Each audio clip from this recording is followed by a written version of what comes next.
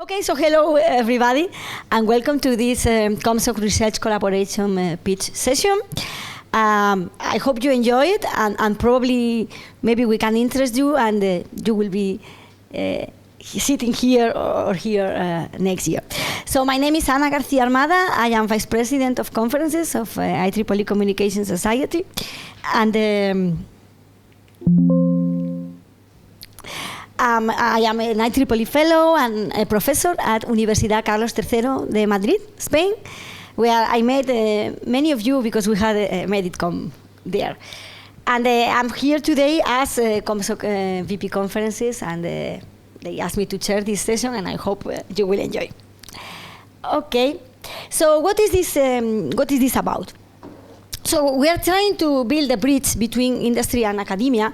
Actually, we are trying as much as we can in ComSoc to build as many bridges as we can, but this one in particular, I think is an interesting one, because we are providing the opportunity of some very good researchers to present their ideas that are solving interesting problems that perhaps can have a continuation with a collaboration with industry, and trying to explain what they do and trying to increase their impact in terms of how this can be started somehow of collaboration with industry, maybe ideas, maybe funding, things like that.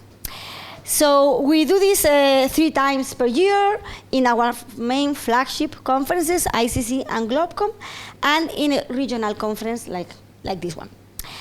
And these researchers have the opportunity to share their visionary research challenges, not only to industry, but to all of you. Probably we all will learn a lot. And to attract industrial interest for collaboration or sponsorship, get feedback from technical leaders, and maybe build some long-term partnerships that can continue afterwards. So this is quite new. We started last year with 2 events. The first one, the launching event, was at MEDITCOM, another regional conference, and then after that there was one in GlobeCom. And then this year we will have 3. As I mentioned. And the idea is here together today, we are contributing a little bit more to shaping the future of communications technology. So how this happened, some researchers proposed their ideas. Maybe you can be the next one. And then there is a proposal review.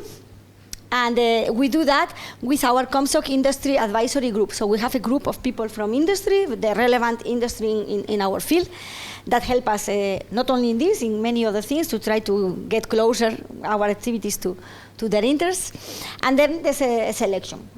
So what are the selection criteria? The clarity and significance of the problem, novelty and vision of the research they are doing, and the very important relevance and potential impact for industry.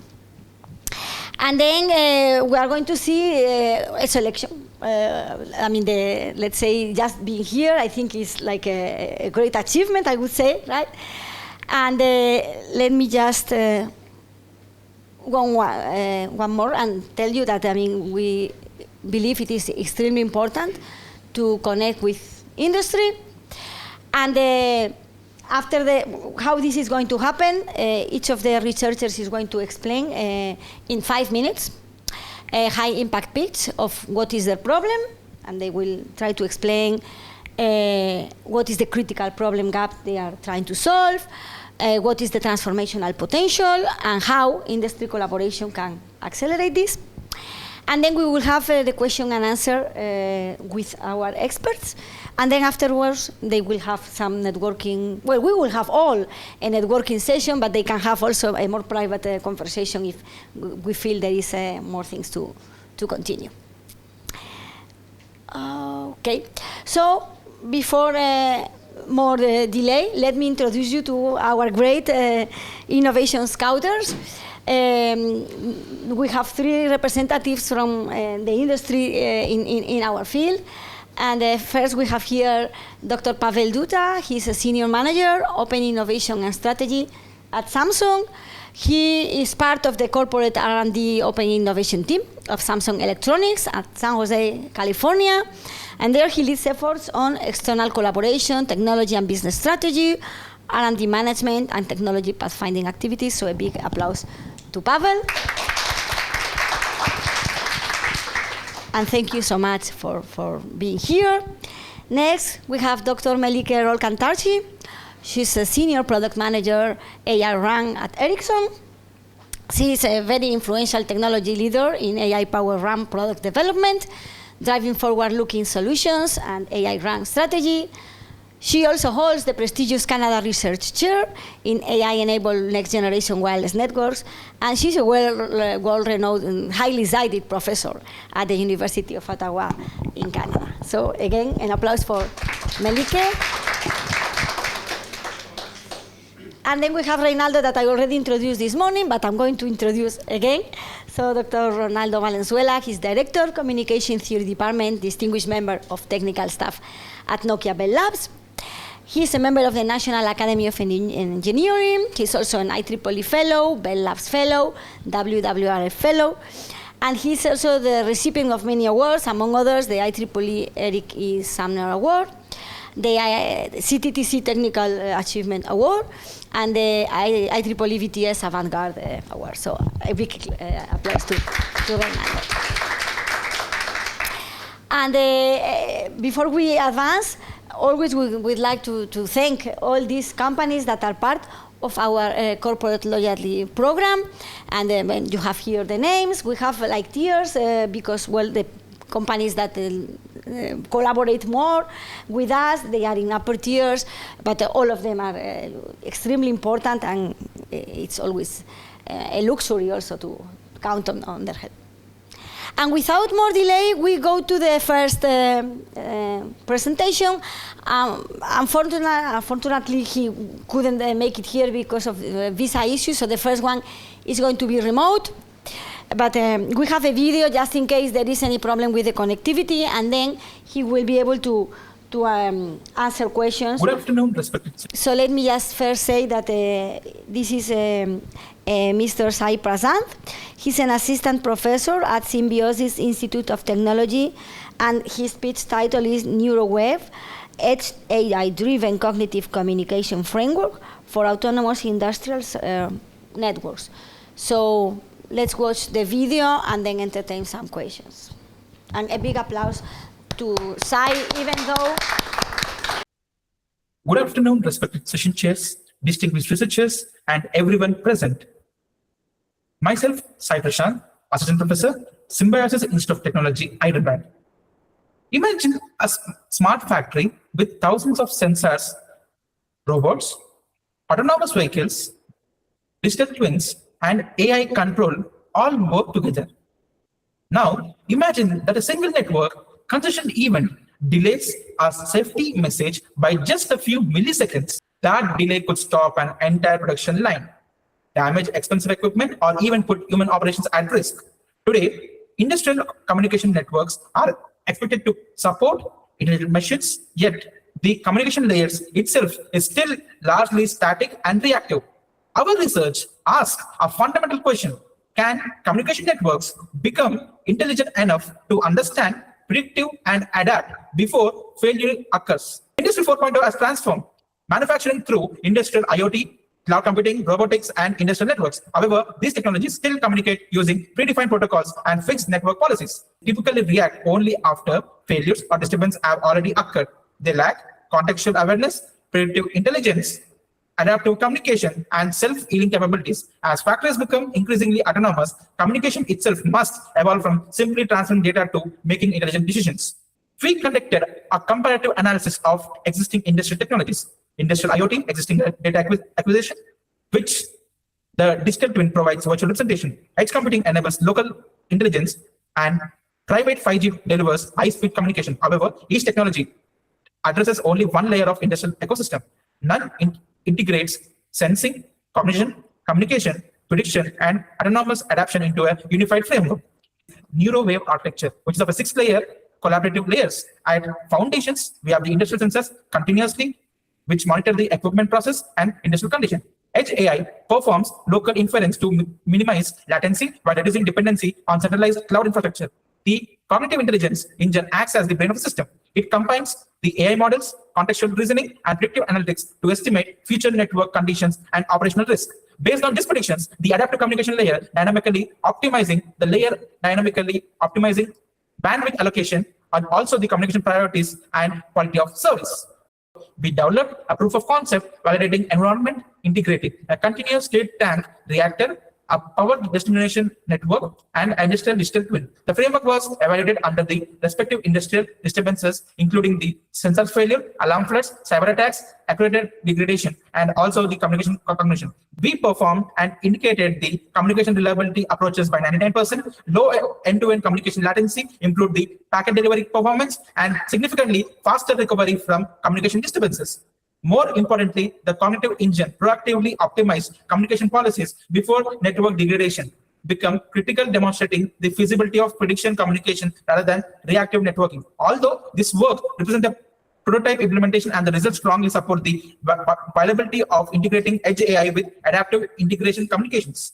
Overall, the results demonstrated the NeuroWave not only improves the communication performance, but also enhances the network intelligence, operational resilience, and also the energy efficiency. The framework validates the efficiency of cognitive communication as practical solution for next generation Industry 5.0. The key contributions of this research are fourfold. First, we introduced the concept of cognitive communication for industrial networking.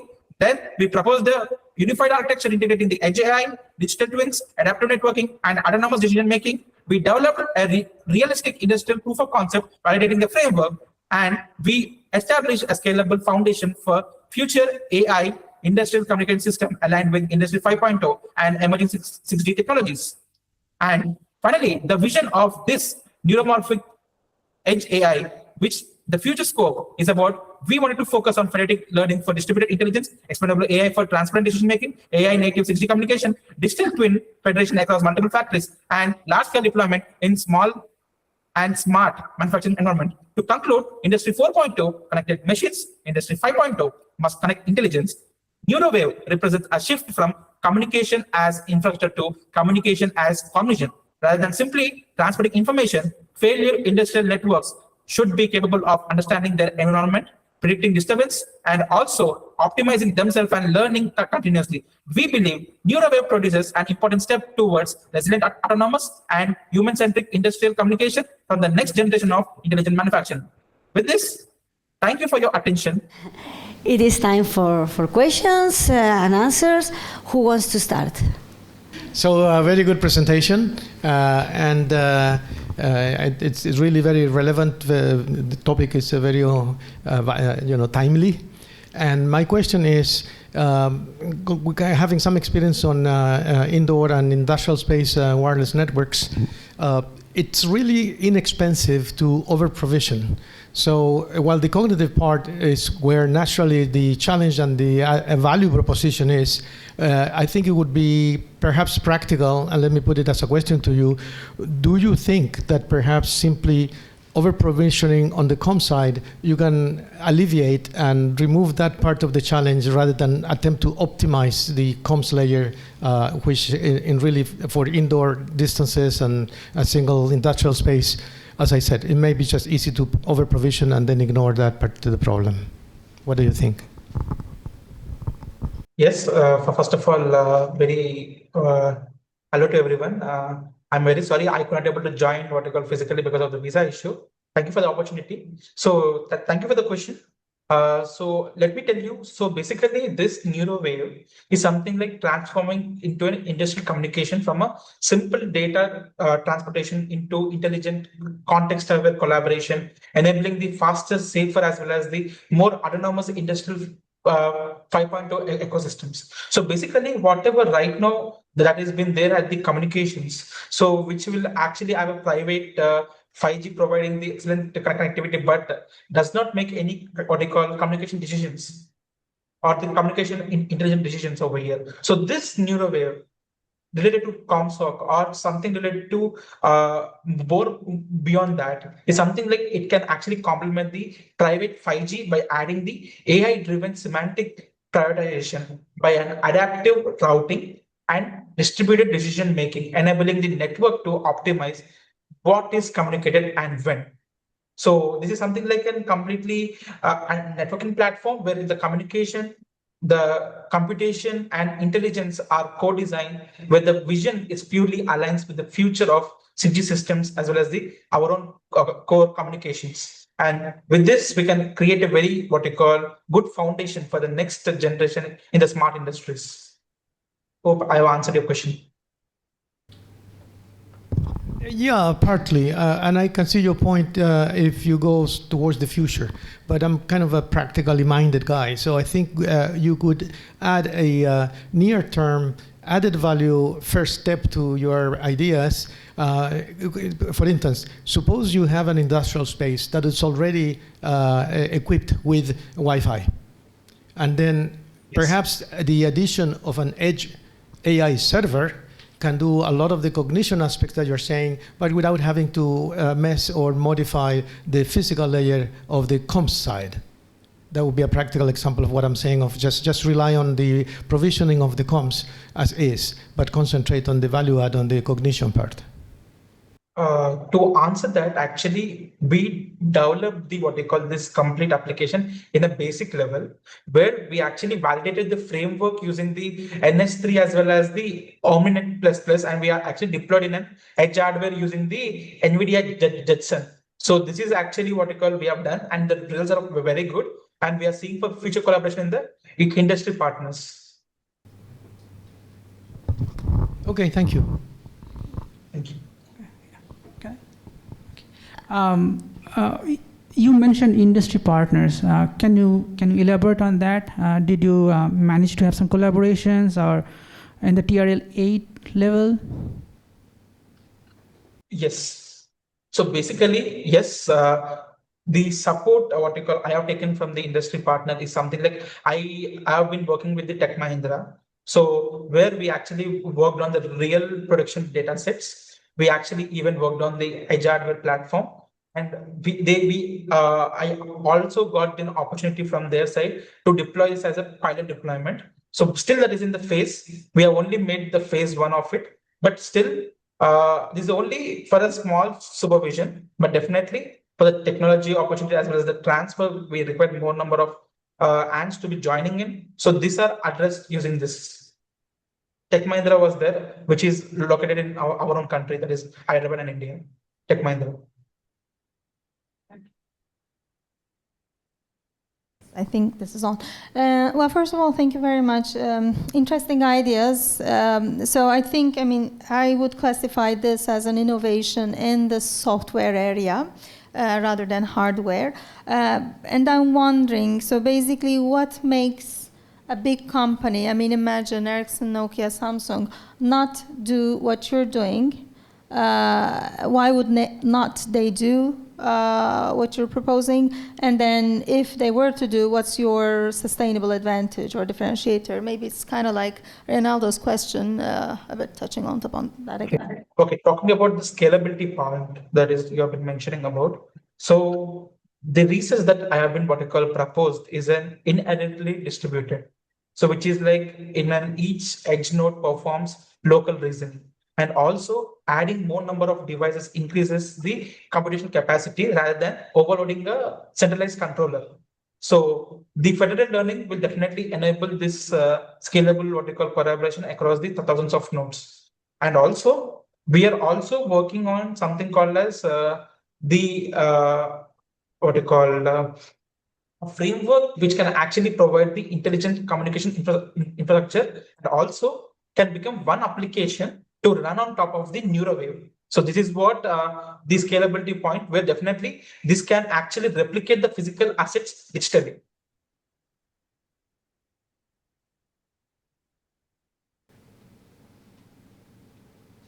Follow up though.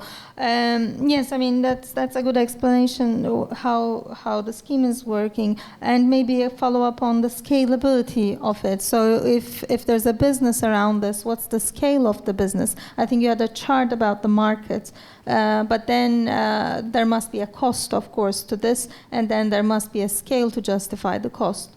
Is there such an analysis that you can? Yes. There is a complete in the slides also. I have given the same thing in the video also. when we evaluate the success of this complete project, we measure by basically into three things: the communication metrics, the AI metrics, and the industrial metrics. So right now we are at the communication metrics only. Yes, definitely the reliability, the throughput, as well as the latency will definitely have very high. And also the AI metrics, which right now we are in the phase of that, where the prediction accuracy, the result, the resource utilization will be definitely will play a very great role, because everything is right now in an online mode. Definitely, we can actually connect to multiple things over here, and we can actually use it in more number of things. And maybe the challenge point can be something like the when we actually see about the downtime reduction, energy efficiency, the production efficiency in the future, when we talk about the future. But definitely this can actually benefit the industries very right now. We are seeing very fast growing industries into the smart manufacturing, into the oil and gas, into the smart warehouses, in the mining, and also in the robotics. So this can be definitely a scalable one. I think thank you. we are almost up on time. If you have just one short question that you would like to ask, if not, maybe we can. Maybe just Yes. a quick question. Yes, Excellent idea. What do you need from the companies? What is your next? Why are you approaching big companies, and how we can help? You don't have to answer now. We can discuss later. But yeah. Yeah. I can. Sorry, should I? Yeah, I have the idea in my brain. Should I go ahead? Yes, please. So, yes, this NeuroWave transform the industrial communication system from this simple data transportation to the intelligent with the context of collaboration, which is actually enabling us with a faster, safer, as well as more autonomous Industry 5.0 ecosystem. So basically, from the industry or for the collaboration, we require something like for the pilot deployments, for the co-supervision of our project, as well as we wanted to even have something like a communication infrastructure for us, and also the industrial test beds, something like we wanted to work on very really. But in the future, definitely this can be a very a shift towards the AI native communication systems, where the networks can become more adaptive. So that time we will definitely need your support and also your guidance in this collaboration, as well as the testbed accesses. This is what I would definitely request from the collaboration point of view.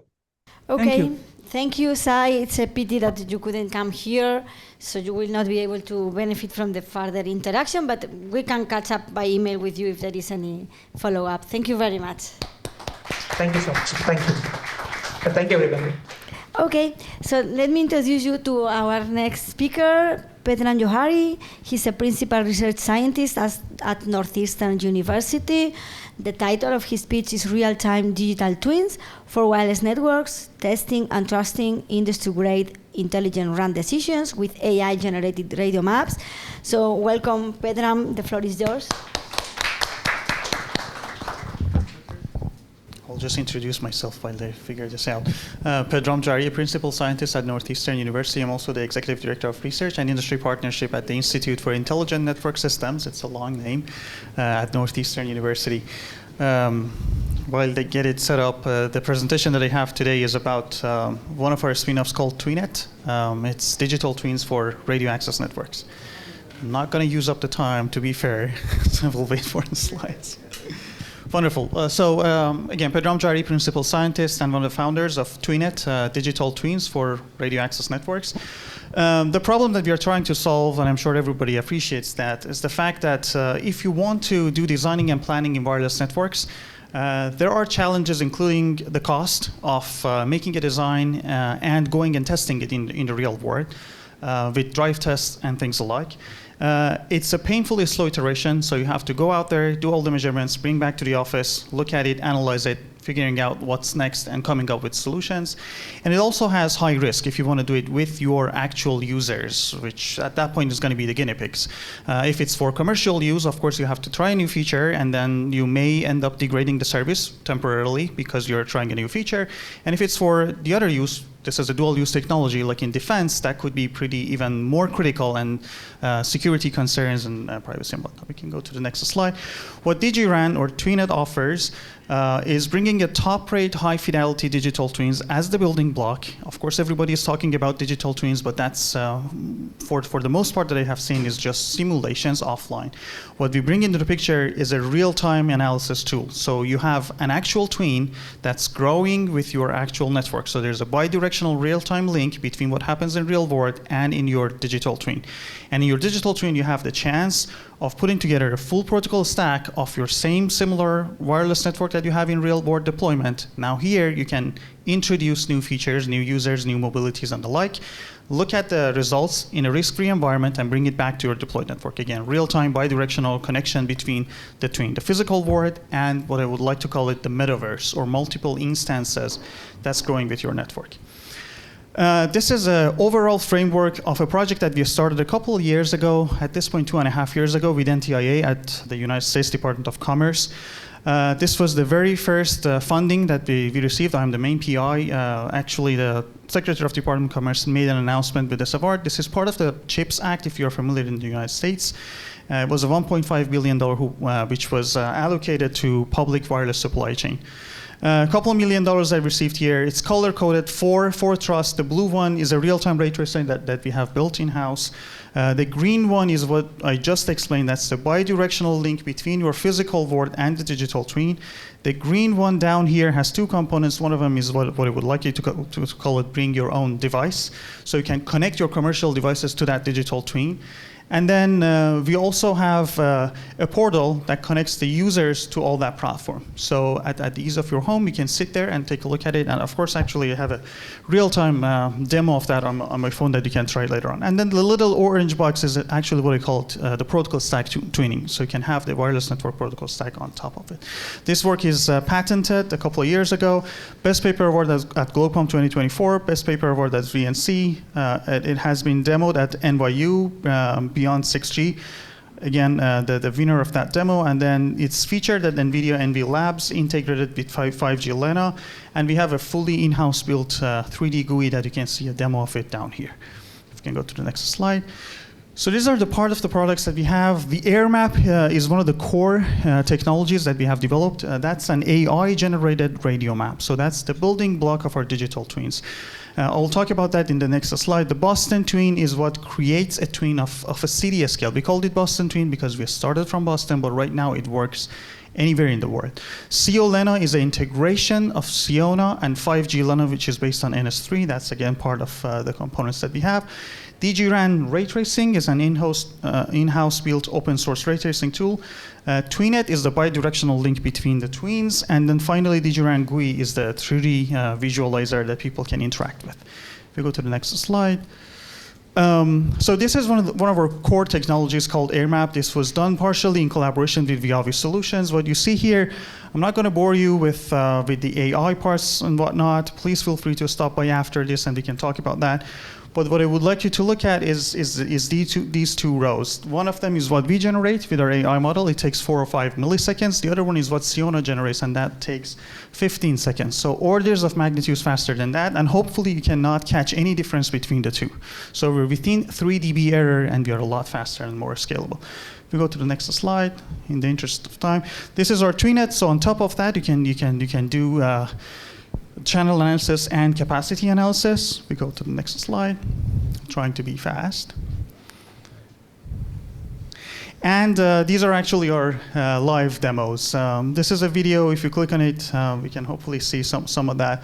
This is one of my students going ahead and moving the objects on that 3D model that we have in the campus, that you can think of it as a real-world example of it.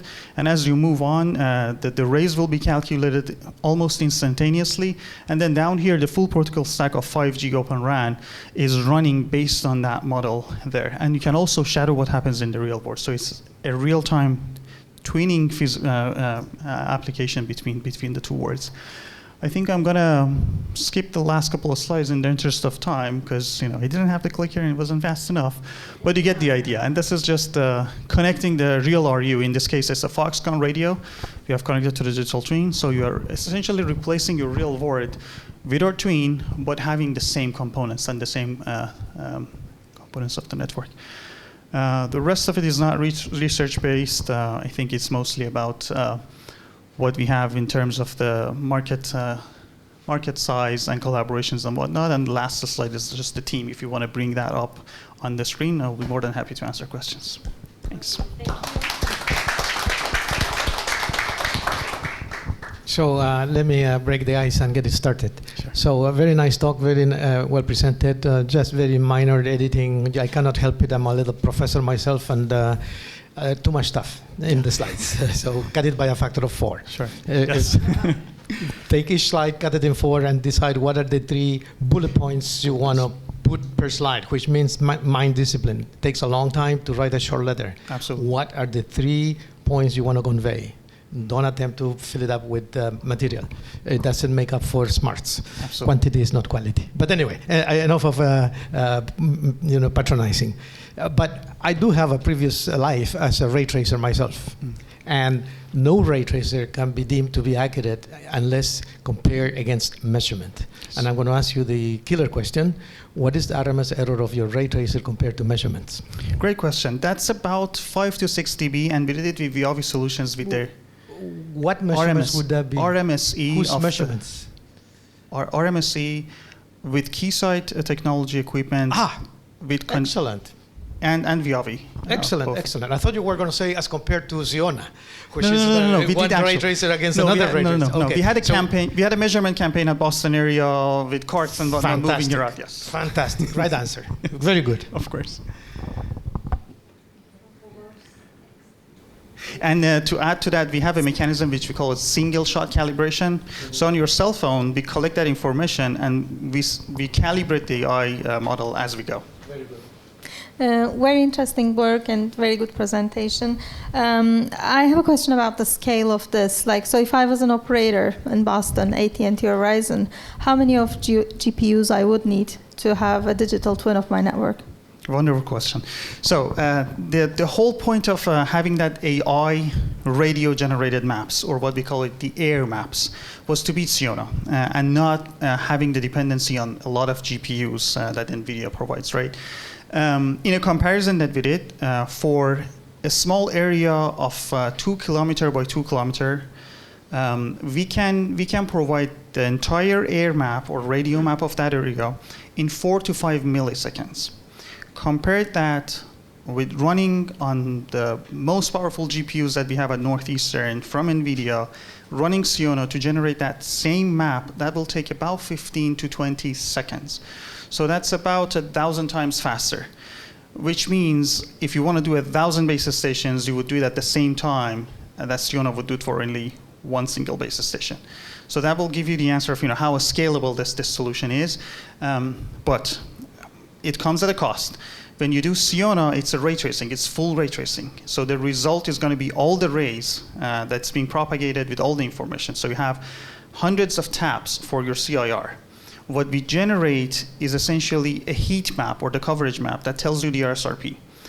With Siona, if you want to generate that, you have to do all the ray tracing and then convert it to RSRP. Here, we just take a shortcut. For some of the applications like coverage, cell planning, optimization, you probably only need the RSRP. And that's where we can beat that by 1,000 times faster. And we did it in Boston. I think in a few minutes, we can do the full scale of the city. And of course, we took the data sets from open source available location and coordinates of the basis stations. If there's an operator who is willing to collaborate with us, it's pretty easy and smooth. You can show it actually. You can actually take a look at my phone. If you go to twinet.tech, I'm more than happy to provide credentials. You can play around with it yourself. So you can import the JSON file with all the basis stations in your entire city, and then ask it to provide the coverage map. It will take about a few minutes for a full city, so it's pretty fast. Thank you. Yep. Okay. So it seems like you have done a lot of work in this area, digital twins, right? what are the key challenges right now? I mean, what are the areas of improvements which you're looking forward to? I think the question that Ronaldo asked at the beginning, the main question that everybody asks is, okay, so you're telling me that you're simulating stuff and it's great. Is it great? Can you actually show me that it works in the real world? And the answer is, that's one of the things that we focused on it a lot. Mm-hmm. We started with sending continuous waveforms, with omnidirectional antennas, no protocol stack on top of it. It was just a wave, doing a traditional practice of channel sounding and comparing with what we have. And that's how we calibrated our AI models. But then later on, we said, okay, so this has to be scalable. If you focus too much on a single frequency, you might be getting a really good result for a specific location, but if you move to another place, that the story may completely change. And that's when we started to think about that single shot calibration, relying on higher layers metrics, including RSRP and whatnot. So that's one of the challenges that still we're working on it actively, but I think that's one of the most important ones to actually achieve, making sure that in a real network with all the new buildings, all the people, all the crowd that will change instantaneously and in a live loop, you can monitor what happens in the network and then react to it in real time. And that's actually the true digital twin. I mean, the buzzword digital twin, everybody is using it, but unfortunately many of them are still offline simulation tools. A digital twin should not be just a shadower of the network, that's just a simulation. It needs to have that bidirectional link, and that's a paper that we presented a couple of years ago. We have under 100 millisecond latency following what happens in real network and reacting to that with some rigs in the open RAP, X apps and R apps, RAN intelligent controllers. You shadow the network, you add some new features here that you could not do in the real network because it's so costly and it takes a lot of time. But instantaneously, you add a new drone, you add a couple of new people, you change the mobility, and then you want to change the azimuth or the tilt. You come up with that, you look at the metrics. We have shown that it's very reliable because we did the actual measurements in real world. Now we trust it. And then once it comes up with that new features, again, you have that bidirectional link. It will automatically deploy that in the real network. So let me ask in terms of looking for the understanding, not challenging this time. Sure. So the traditional way. Well, maybe here, yeah. Yes. So the traditional way is whenever the service provider is deploying a new capability, new hardware, new spectrum, new antennas, then offline they would do the coverage planning, they would do the network settings. And then they don't need to do it real time. They would do that, and then that will be set for quite some time because it has to be working in whatever traffic conditions, whatever time of day, busy hour, non-busy hour. So they know how to design for busy hour, and then they back off and let the network be until there's some significant change. So what is the value proposition on doing it real time? That's the exact point. Traditionally, that's the way that even up to 5G things work, right? In 6G, it's expected that in real time you may change the slight changes in the direction of the antenna, doing beamforming, change the tilt. If there's a crowd coming in a stadium, you may want to do some optimization. So you may want to elaborate on the value of doing so, because if you have a busy hour when the capacity really matters, and you have 400 users, you need to argue why you would optimize when on the average performance is what really counts. Absolutely. Okay, you get the point. Makes sense. Yeah, I think, let me use the microphone, sorry that I don't have. I think there is a very interesting discussion. Hopefully we can continue a little bit later, but now we need to move to the next. Thank you so much. Thank you. And we go to the third speaker, Abdul Hamed Wayed, researcher in the School of Physics, Engineering and Technology at the University of York. The title of the pitch is The Road to 5 Nines Private 5G, Why It Still Doesn't Exist, and How We Are Building It. Sounds interesting. So the floor is yours. Thank you.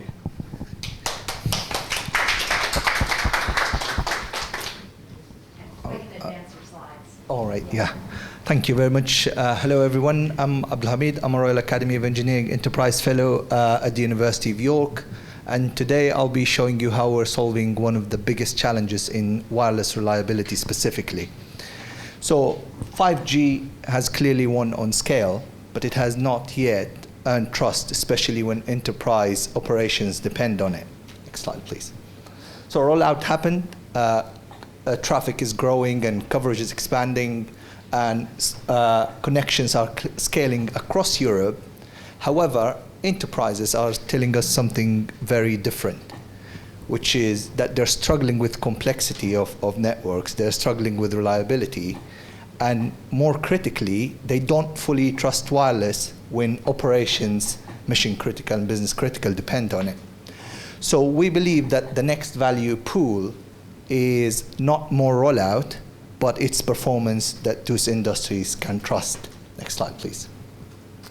And we already see how the market is reacting. Nearly 2,000 organizations have deployed private networks. Manufacturing leads because that's where failure is most expensive, basically. And those buyers, they're not buying bandwidth.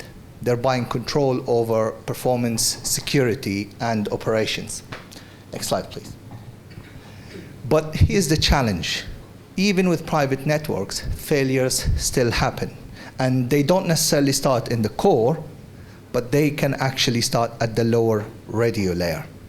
So when we have metal interference and movement, then handover becomes interruption, and interruption transforms into breakage of autonomous systems or autonomous applications. So the real question is, can we prevent failure before it actually happens, because it's super expensive for business and mission critical applications? Next one, please. Traditional cellular networks are optimized for coverage and capacity rather than reliability and resilience. So in this means that one node per area means one point of failure. And a single failure can halt an entire industrial operation, especially if you're talking about autonomous systems. So what we believe the solution is, it's a cell-free network where devices can actually be served by multiple ready units at the same time. So even if a one or multiple ready units fail, the operation continues. Next slide, please. And that's what we're proposing here today. It's not the theory of cell-free that's already been established. It's about making it happen. We've built the UK's first O-RAN-based cell-free testbed that's also 3GPP compliant, meaning that off-the-shelf commercial devices can directly connect to it. So in essence, it's a network-side technology that's completely transparent to the user equipment. Next slide, please. So we're a team of researchers, industry experts, and innovators with more than 100 years of combined wireless system design experience. Next slide, please. And we've taken the technology out of the lab into a real industrial environment. So we're currently doing trials at the Port of Tyne in the northeast of England, and it's one of the harshest wireless environment because of the radio frequency characteristics and so on. And the results that we've seen so far are impressive. Next slide, please. So this is a detailed slide, but the key point here is that when it comes to reliability sensitive applications, for example, industrial autonomous systems, handover and channel failures result in severe consequences and costly downtime. Through our approach, we've shown that we can do that without a single handover within the full warehouse. Next slide, please. So what we believe the future private 5G and 6G networks to be is not about scale or throughput. It's about making it more dependable, moving from connectivity to continuity. So if this is something that you or your R&D teams are working on, I would be happy to connect afterwards. Thank you.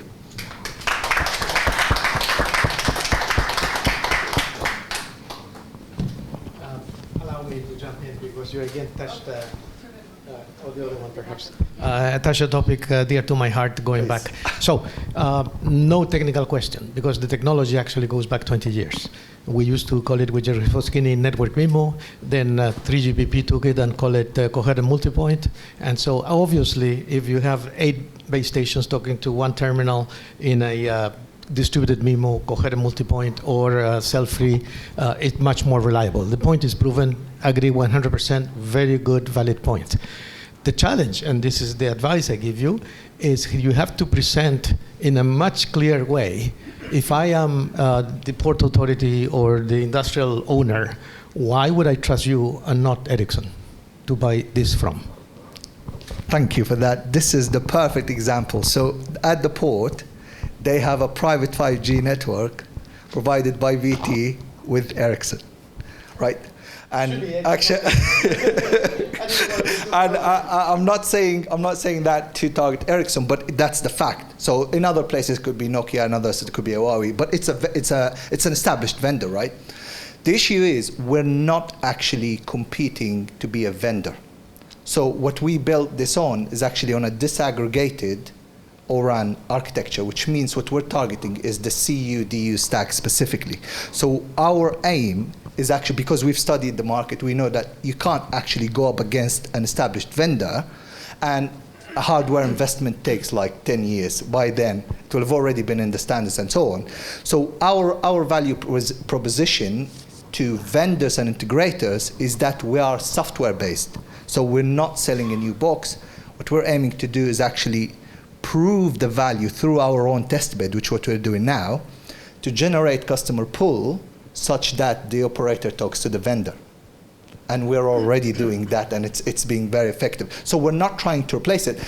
In terms of the immediate effect, so in terms of the capabilities of the current private 5G, they can't offer that.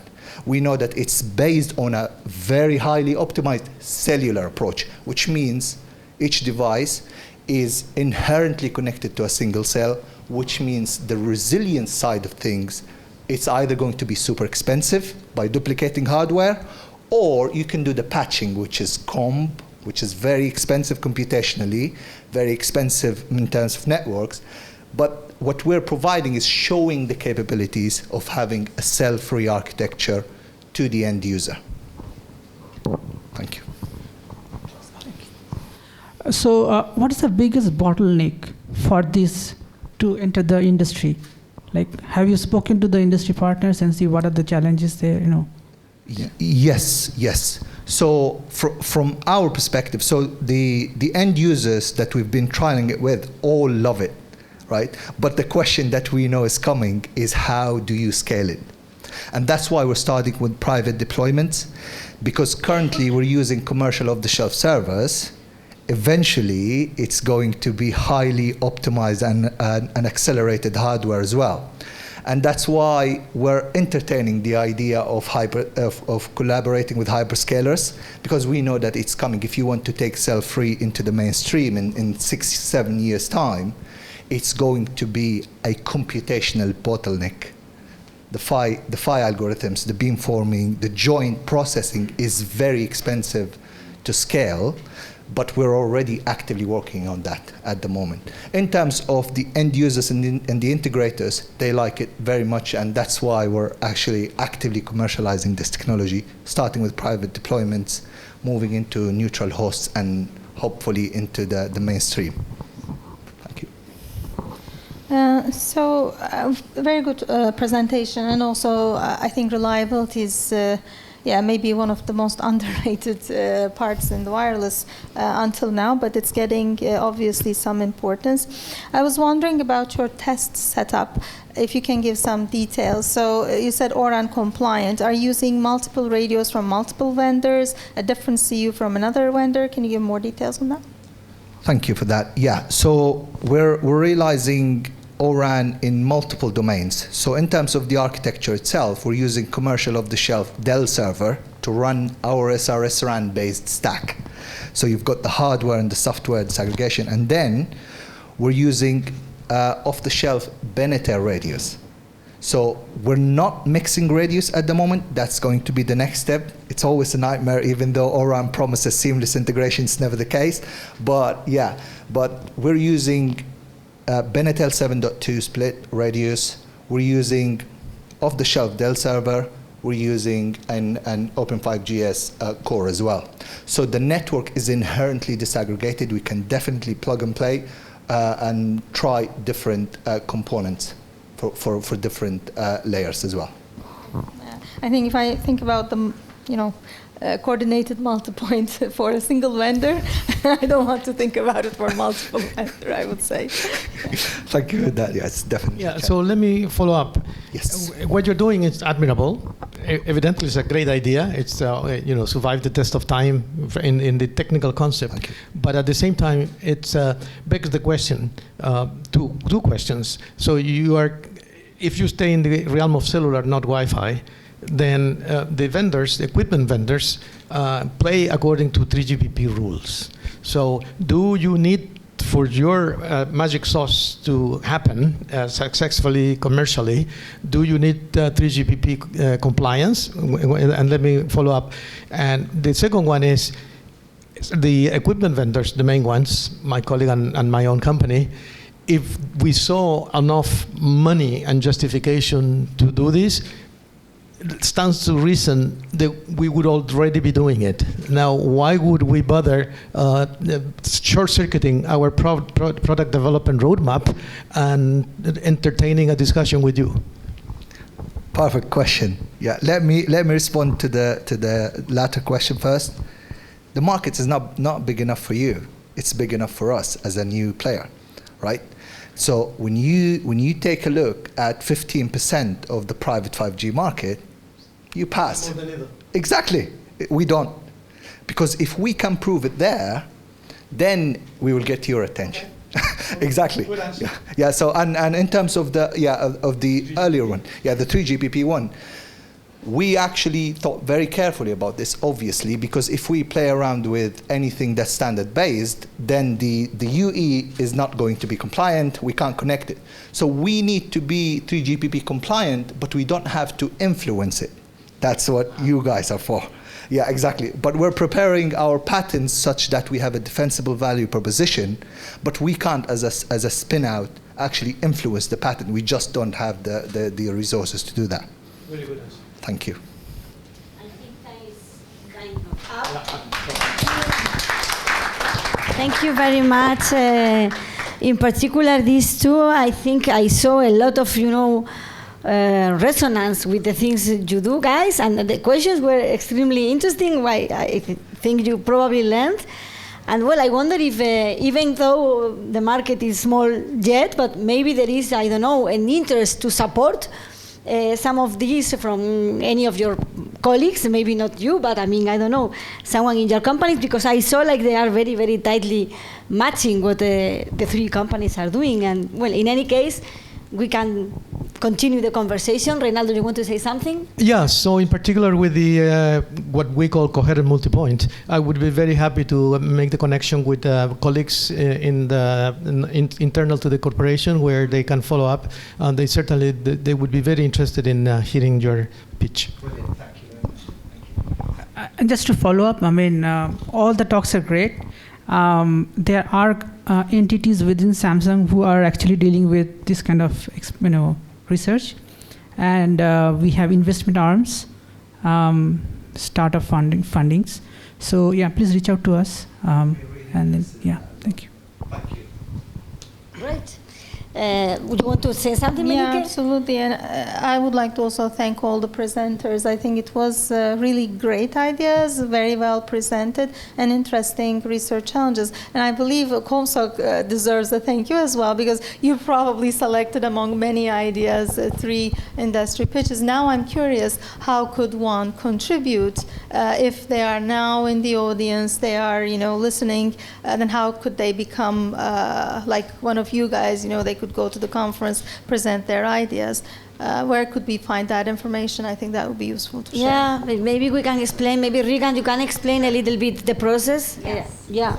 Hi, everybody. Yeah. I'm Regan Pickett, and this is our 4th pitch session. We started this in November at MEDITCOM, so in less than a year, we're up to 4. The next session will be at GlobeCom in Macau in December. The call for proposals will be released at the beginning of August. That will be on the GlobeCom website. We also email the call for proposals to all ComSoc members, so that we socialize it many ways through email and through deadlines and information on the conference websites. So if you have any questions. Yes, Renato. Yeah, let me just go back very quickly one step, because I encourage you to contact me, and I would then contact you with people within the company. They do it the old-fashioned way. We do, as part of the sale process, we do coverage planning. So these people would be very eager to learn if they can do faster, if they can do it real time. Please, let's follow up. Well, that was great. And yeah, I mean, maybe most of you didn't know about this. Well, these things take time, even though we publish that in the GlobeCom website, but not everybody goes to every corner. But well, hopefully with time, more people will know, and we will have even more brilliant researchers. I'm encouraging also my team to try. Why not? I think it is a wonderful experience. Something will come out. Even if it doesn't, you learned, we all learned, but I see a lot of things may happen. So, well, thank you once again for the speakers, for the scouters, and the audience. And yes, please remember at 5:30 in the coffee break area, we will have a corporate reception where everybody is invited, where we can talk a little bit more about this with the researchers, the scouters, and find out more, because I'm sure you had questions, but we ran a little bit out of time, and let's keep the questions for the reception. So thank you, everybody.